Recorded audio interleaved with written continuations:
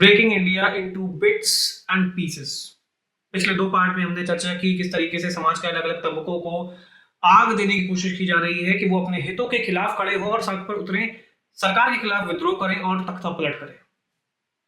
हम वही उसी सीरीज को कंटिन्यू करेंगे और हम बात करेंगे, हमने आखिरी फैक्शन के बारे में बात किया था, गिग वर्कर्स के बारे में, और अब हम बात करेंगे लैंग्वेज वॉर के बारे में। जैसा कि आपको पता है कि नॉर्थ साउथ डिवीजन क्रिएट करने की बड़े लंबे समय से कोशिशें की जा रही हैं।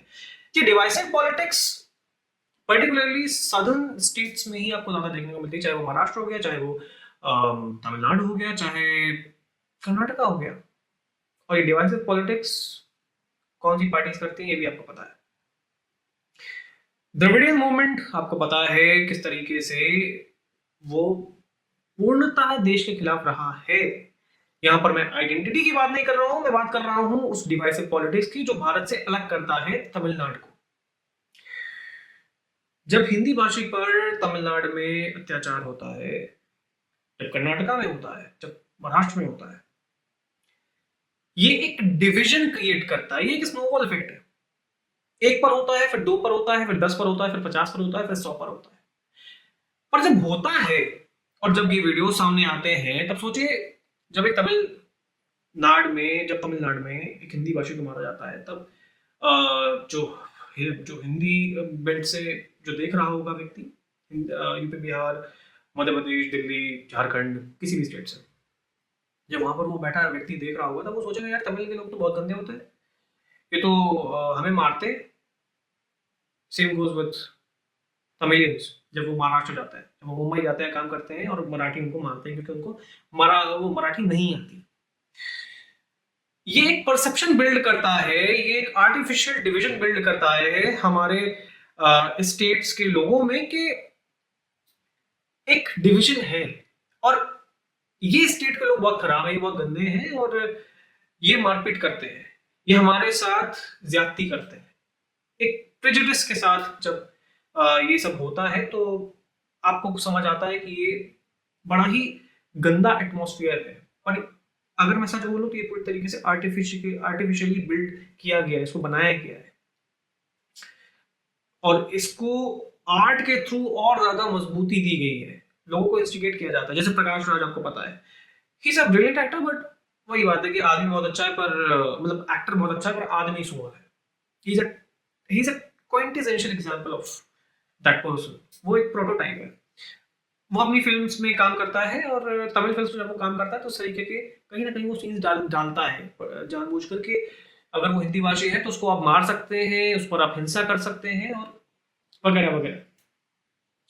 फिर अगर आप कन्नड़ा में जाएंगे, महाराष्ट्र में जाएंगे, अभी आपको पता है ये पूरा बीएमसी इलेक्शन, पूरा ये लोकल बॉडी इलेक्शन जो होते हैं महाराष्ट्र में, पूरा उसी बेसिस पे लड़े गए थे और किस तरीके से लात मारकर निकाला मराठी मानुस ने दोनों भाइयों को, वो भी आप देख चुके हैं।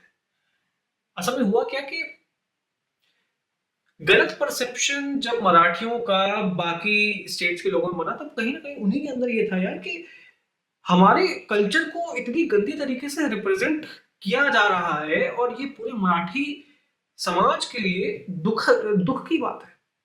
तो वो कहीं ना कहीं उन्हें समझ आ गया था कि ऐसे लोग तो हमें नहीं चाहिए।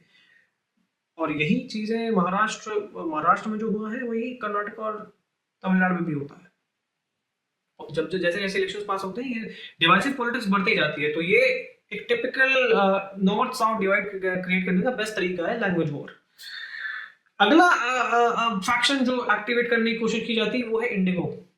पिछले कुछ समय पर जो की गई प्रोटेस्ट करनी, प्रॉब्लम जेन्युइन थी कि लोगों को समस्या हुई और मोनोपोली डुओपोलिस्टिक पॉलिसीज के चलते ये इंडिगो फियास्को हुआ।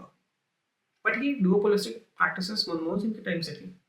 उनके टाइम पे कंपटीशन को किल किया गया और कुछ कंपनीज को बढ़ाया गया। अब तो ऑब्वियसली डाइवर्सिफाई किया जा रहा है, शंख एयरवेज और भी बहुत सारी कंपनीज आ रही हैं। बट एक समय था जब ये एक लेजिट प्रॉब्लम थी, बट सरकार ने उसको सपोर्ट किया, तत्कालीन सरकार ने। आज एक लेजिट इशू है, कोई नहीं मना कर रहा और लोग इससे प्रभावित हुए हैं।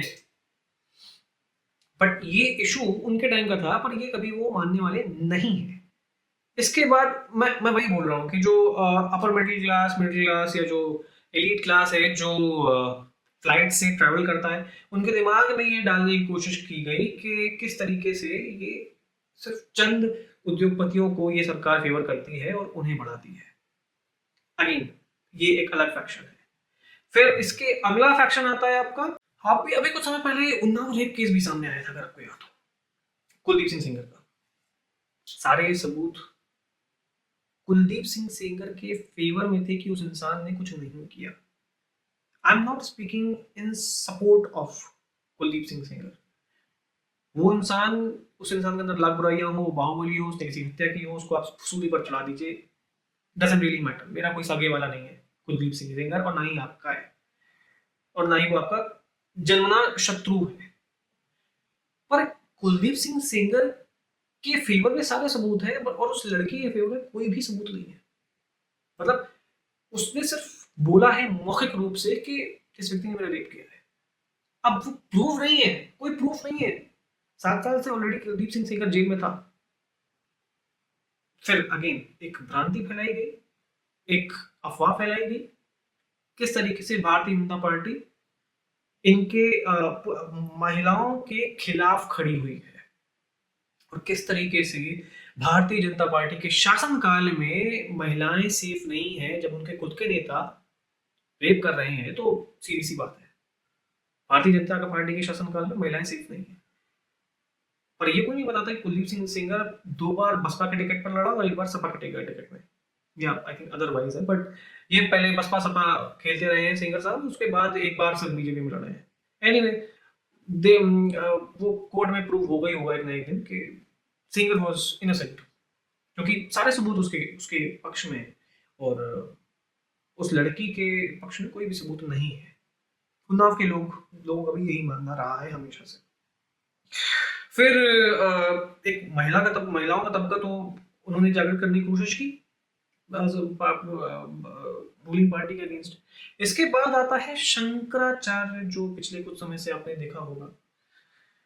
पर हैरानी की बात यह है कि जिन शंकराचार्य के पीछे खड़े हुए, सुघोषित शंकराचार्य के पीछे, अभी मुक्तेश्वरानंद के पीछे, उन्हीं पर लाठियां बरसाई थी समाजवादी पार्टी ने। और मैं थोड़ा रूड हो सकता हूँ ये बोलने में, बट उस वक्त भी इन्होंने कानून का उल्लंघन किया था।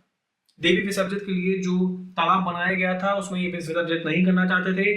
अपनी पीओपी और रंगी हुई क्या बोलते हैं, जो भी इन्होंने क्या बोलते हैं प्रतिमाएं बनवाई थी, मैं पूर्ण सम्मान के साथ ये कहना चाहता हूं कि देवी विसर्जन के लिए तालाब बनवाए गए थे।